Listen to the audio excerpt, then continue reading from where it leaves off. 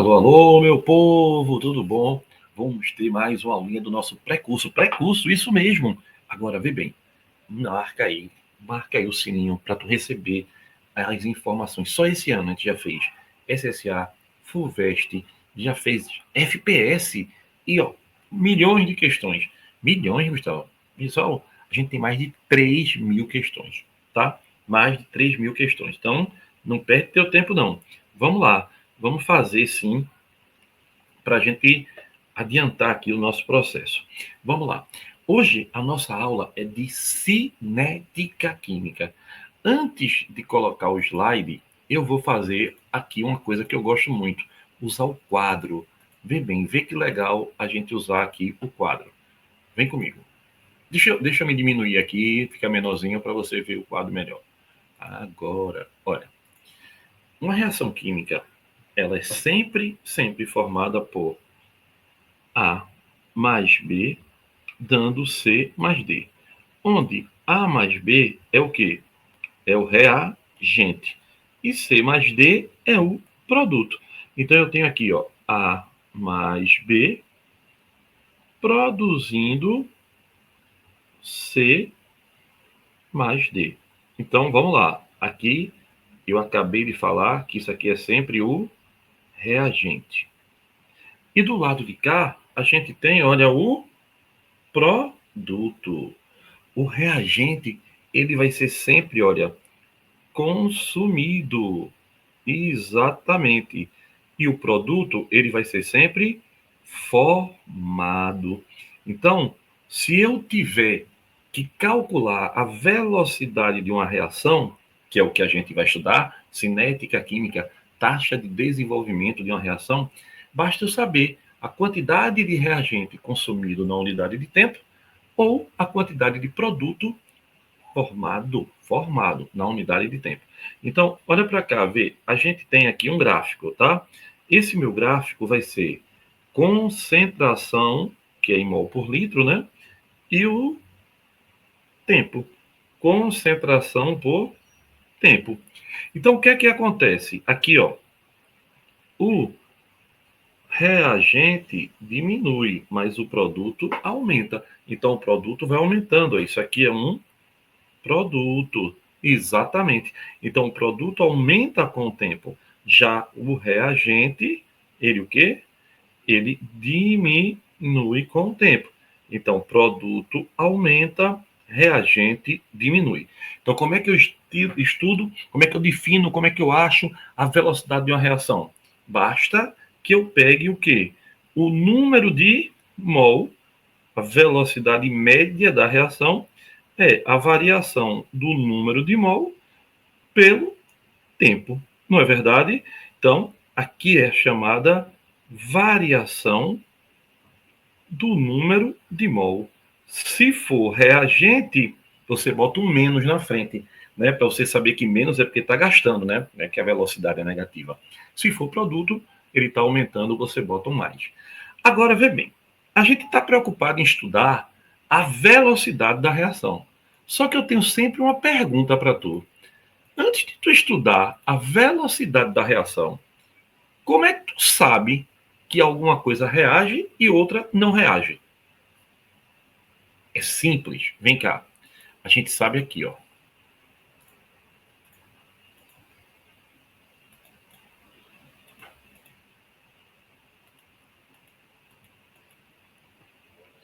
Pessoal, para ter uma reação, é feito um namoro. Eu tenho que ter três coisas ao mesmo tempo. Afinidade, ou seja, se eu colocar ouro e água, vai reagir? Não, porque não tem afinidade. Então, se eu colocar sódio na água, vai reagir? Vai, porque sódio é muito reativo na água. Então, o primeiro passo é que haja uma afinidade. Essa afinidade é entre o quê? Os reagentes, não é verdade? Então, a afinidade entre os reagentes. Ótimo, ótimo. Aí tem outra, veja. Quando tem afinidade, a molécula do reagente tem que chocar com a molécula do outro reagente, de forma que essa colisão faça com que quebre as ligações do reagente e forme no produto. Só que ela só quebra se ela bater direitinho, se ela bater orientada, se ela bater com geometria favorável.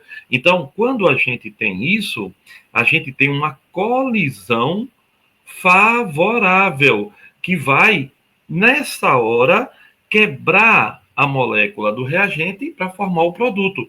Então, eu chamo isso de geometria, olha que nome lindo, geometria da colisão. Não é legal?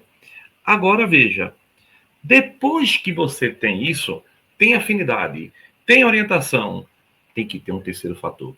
Não pode bater muito rápido nem muito devagar. Tem que bater na hora certa. Feito um abraço, tem que ser um abraço bem carinhoso. Esse abraço carinhoso, a gente chama de quê? O abraço é a energia suficiente para que haja uma reação. Então, quando tem isso, você tem a reação acontecendo. A reação ocorreu. Não é bonitinho? Então, graficamente, eu posso mostrar para você outra maneira. Ó.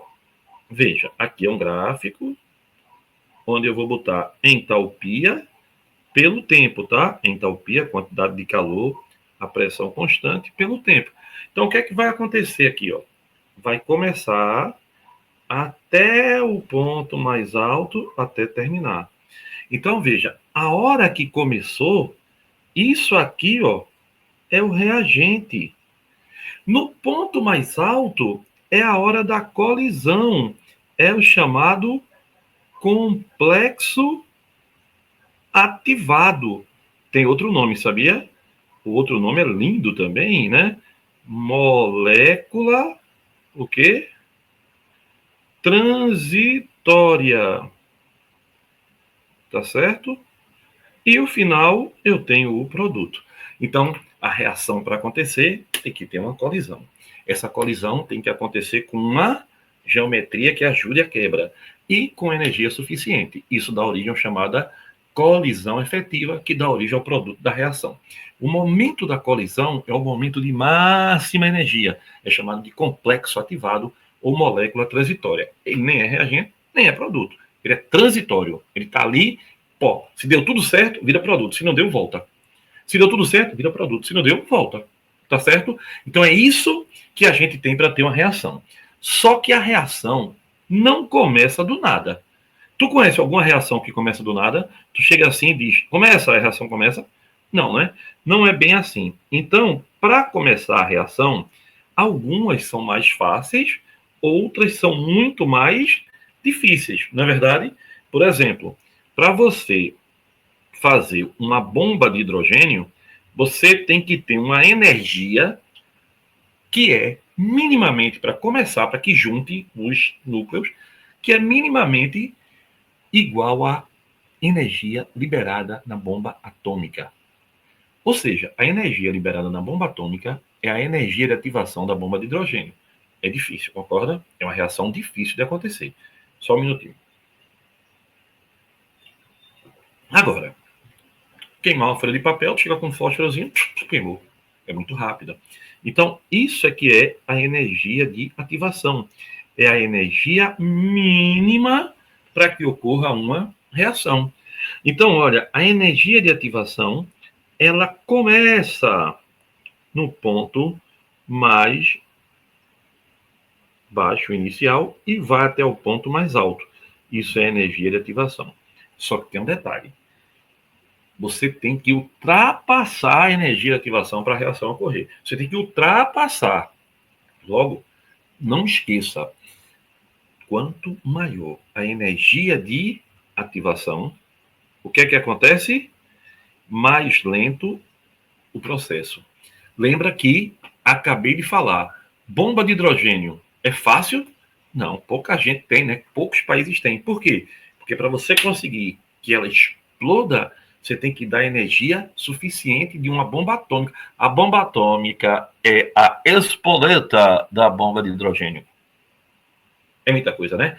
Então, pessoal, quanto maior a energia de ativação, mais lento o processo. Agora, algumas coisas podem acelerar ou diminuir, não é verdade? Como, por exemplo, uma coisa que pode acelerar muito, um fator, temperatura. Exatamente.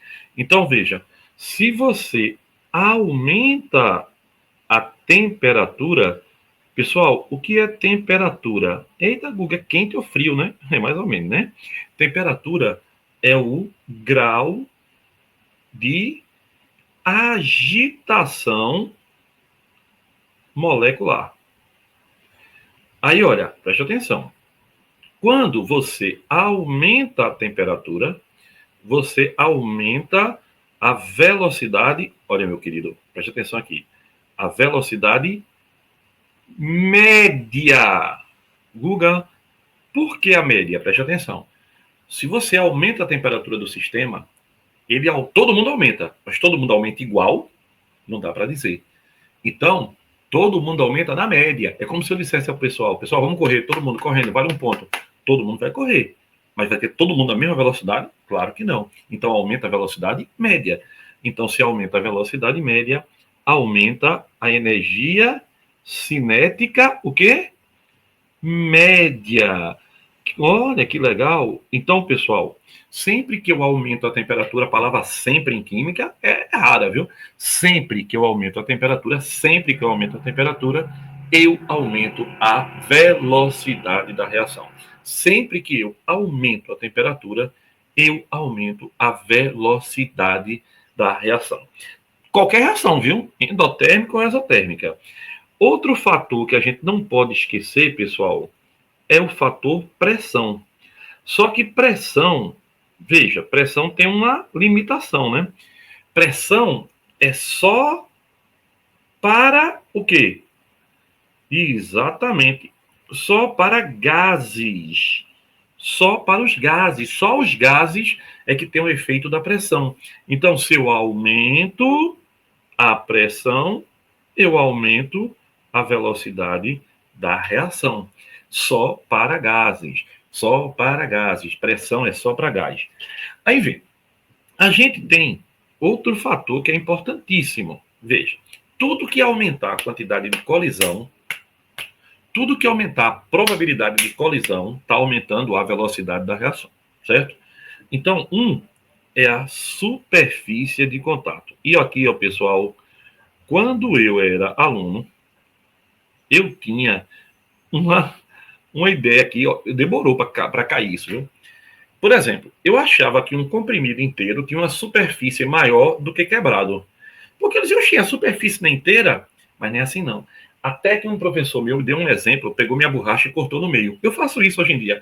Quando ele cortou minha borracha no meio, ele disse, ó, juntei a borracha, a superfície é a mesma, agora abri.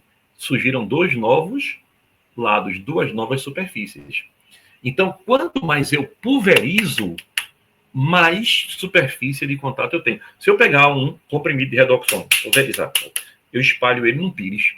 Então, quanto maior a superfície de contato, maior a velocidade da reação. Se você for fazer uma fogueira, você não vai fazer uma fogueira com um tronco desse tamanho, né? Você vai fazer o que ela pega o tronco e quebra em pequenos pedaços, né? Para que ela pegue fogo mais rápido. Isso é superfície de contato. E agora, vem uma, pessoal, que é aquela que você vai ficar olhando, vê. Existe a concentração dos reagentes. Como assim, Guga? Veja. Pessoal, imagine que você vai tomar banho numa piscina, vai mergulhar, e a piscina tem 5 pessoas. Imagine que você vai tomar depois, a piscina tem 400 pessoas. Onde é a chance de você mergulhar e bater alguém? Quando tiver mais pessoas, obviamente. Então, o que é que acontece? Quanto maior a quantidade de reagente, tem muito reagente, Carnaval de Olinda, maior a probabilidade de choque. Então, quando eu aumento a concentração dos reagentes, eu aumento a velocidade da reação. Agora, cuidado, veja.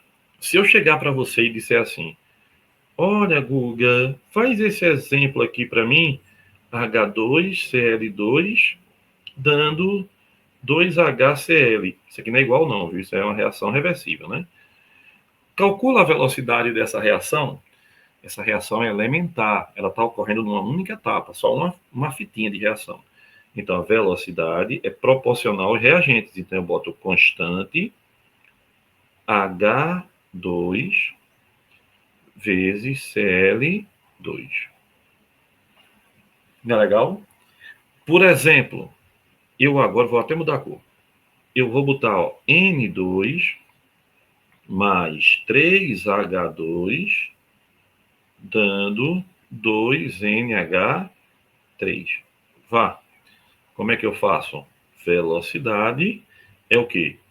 Constante N2 vezes H2 elevado ao cubo. Então, vê, pessoal, a soma do coeficiente, aqui, ó, 1 com 1, 2, segunda ordem. Aqui, ó, 1 com 3, quarta ordem. O que é a ordem da reação?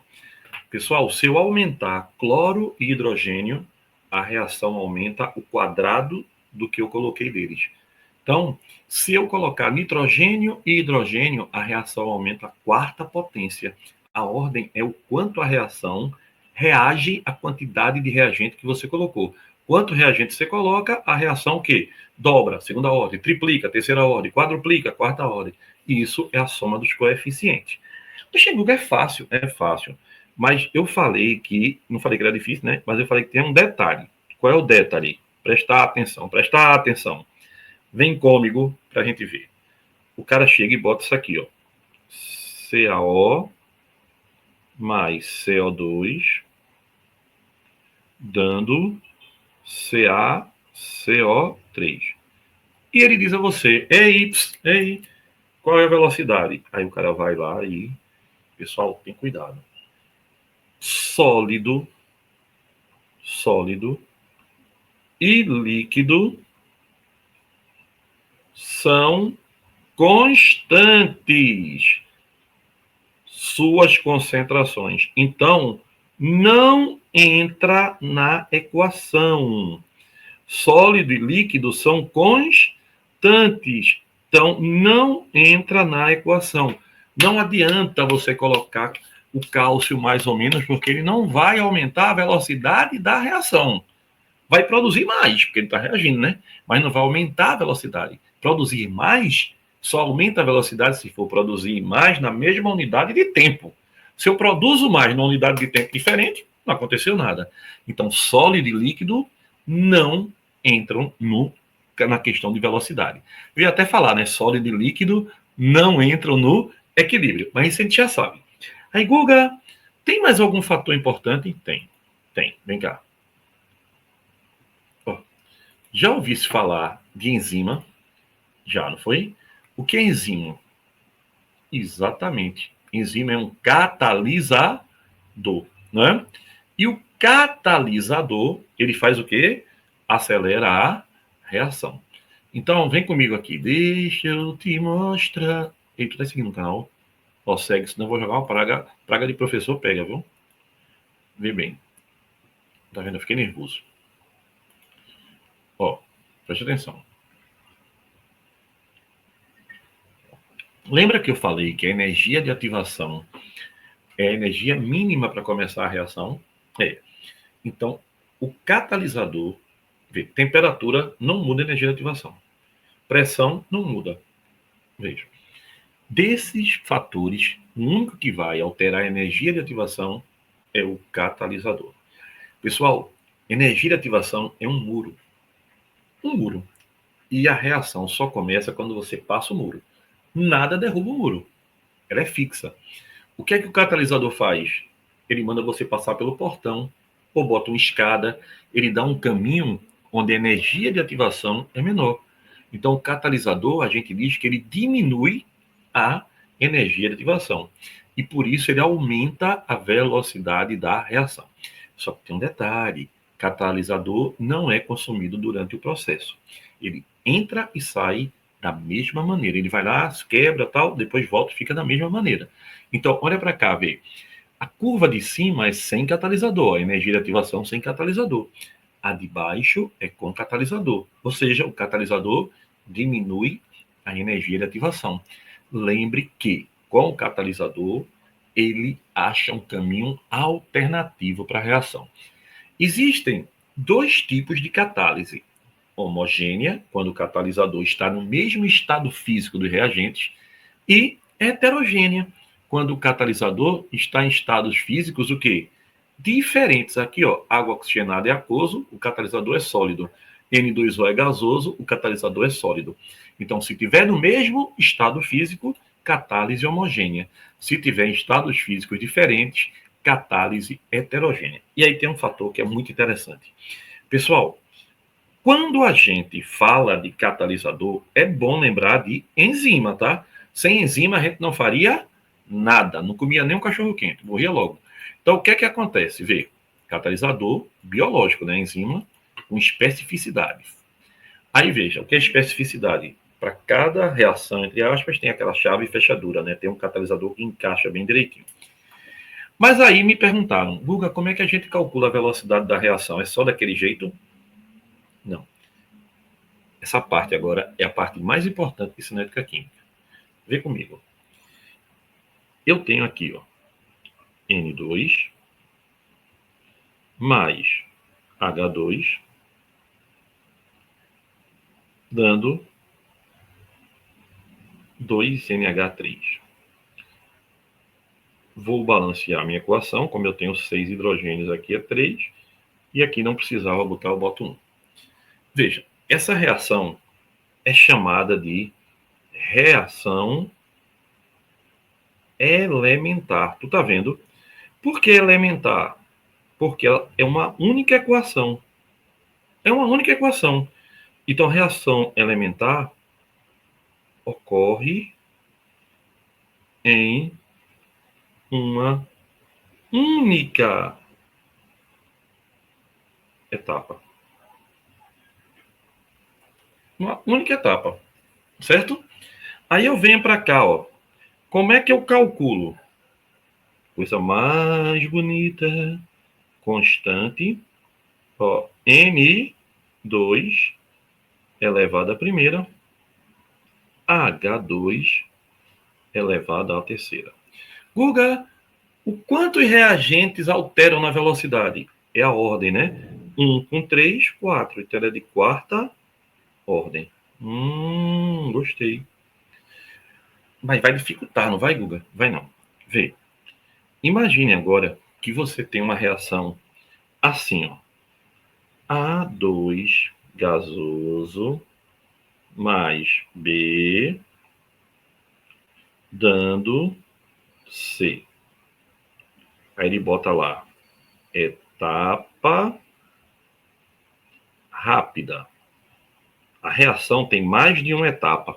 Não é uma reação elementar. Quando ela é elementar, ela só tem uma única etapa. Essa daqui não é elementar. Aí, ó, 2C gasoso mais 3D dando E mais 4F. Etapa lenta. Oxe, e agora? O que é que eu vou fazer? Sempre que a reação tiver mais de uma etapa, você escolhe a etapa lenta. A etapa lenta é que determina a velocidade da reação. Não adianta, por exemplo, a gente vai almoçar junto. Aí a gente só levanta junto da mesa. Aí eu como bem rápido e tu come bem devagar. A gente só vai levantar quando o que come devagar acabar. O que é mais lento. Então a reação só termina quando a etapa lenta terminar. Então a etapa lenta determina o quê? A velocidade da reação. Guga diz, e se ela tiver várias etapas lentas? Aí, meu filho, é fantástico, que é um mistério, é um milagre. Não pode, só pode ter uma etapa lenta. Pode ter várias rápidas, mas lenta só tem uma em cada reação.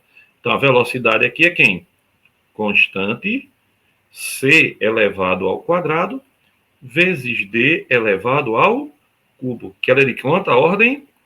Quinta ordem. Olha aí. Guga, tem outro jeito de calcular? Sempre cabe mais um jeito. Vê que legal. Imagine agora que eu tenho assim, ó. uma reação onde eu vou ter N2 mais Cl2 dando NCl3. Balanceadinha. E ele diz assim, ó, a velocidade, olha que bonitinho, de cloro é 6 mols por hora. Aí ele pergunta, qual a velocidade do NCl3? Aí é um cálculo estequiométrico, porque, veja, eu sei que 3 mols estão para 2. Então, se 3 forma quanto? Forma 2.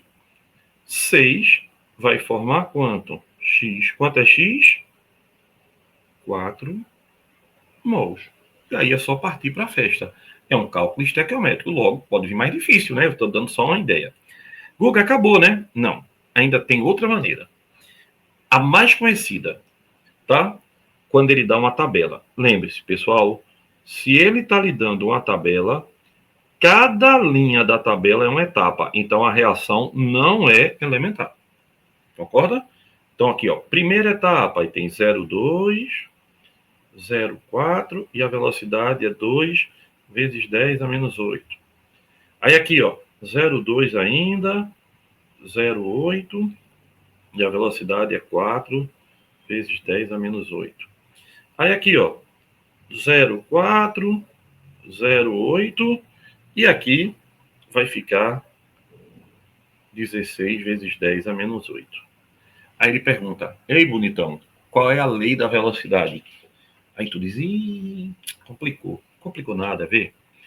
Pessoal, como eu tenho A e B, eles influenciam na velocidade. Mas veja, se eu escolher esse momento aqui, o que é que está acontecendo nesse momento com A? Nesse momento, A está o quê? Com concentração constante. Ou seja, eu não estou mexendo na quantidade de A. Ele está constante, está parado. A está parado. A reação só está dependendo de quem? De B. Então, B fez o quê? Dobrou. Se apenas B está variando, tudo o que acontecer com a velocidade é em função de B. Então, olha, eu olho para cá e a velocidade também dobrou. Logo, olha, a velocidade é constante, B elevado ao quê? A primeira. Mas nem a 2 não? É não. Porque se um dobra e o outro também dobra, a proporção é 1 para 1. Ah, tá vendo tu? Agora vê, nesse raciocínio, agora aqui é que está constante. E nesse momento a reação dobrou. Quando a reação dobra, no mesmo instante a velocidade o quê? Quadruplica, que é 2 ao quadrado. Então vê, um dobra, o outro ficou 4 vezes. 4 é o quadrado. Aí, ó, A elevado ao quadrado. Aí agora ela é de terceira ordem. Então, pessoal, numa prova que você vai fazer, vai cair uma dessas. Caiu cinética, vai cair uma dessas. Não tem como sair disso. E aí tu já tá mais tranquilo para resolver essa questãozinha. Não é verdade? Então, vem cá, deixa eu olhar para tu. Deixa eu olhar para você. Ó. Pessoal, espero que você tenha gostado, que você tenha entendido, que tenha tudo funcionado bem direitinho, tá certo? Cinética química. A gente agora vai partir para reação, resolver as questões. E aí é bem legal também. A segunda parte da nossa aula, a revisão. Então lembre, para ter reação tem que ter o quê? Colisão efetiva. Para ter colisão efetiva tem que ter afinidade, energia e geometria da colisão. Quando isso, eu tenho que passar uma energia mínima para começar a reação, que é a energia de ativação. A energia de ativação é a energia mínima para iniciar a reação. Outros fatores alteram. Por exemplo, temperatura, aumentou a temperatura, aumenta a velocidade da reação. Pressão, se for gás, se eu aumentar a pressão, eu aumento a velocidade da reação. Superfície de contato, quando eu quebro tudo, fica bem pulverizado, aumenta a velocidade da reação. Catalisador, opa, acelera a reação e esse diminui a energia de ativação. E ainda tem mais.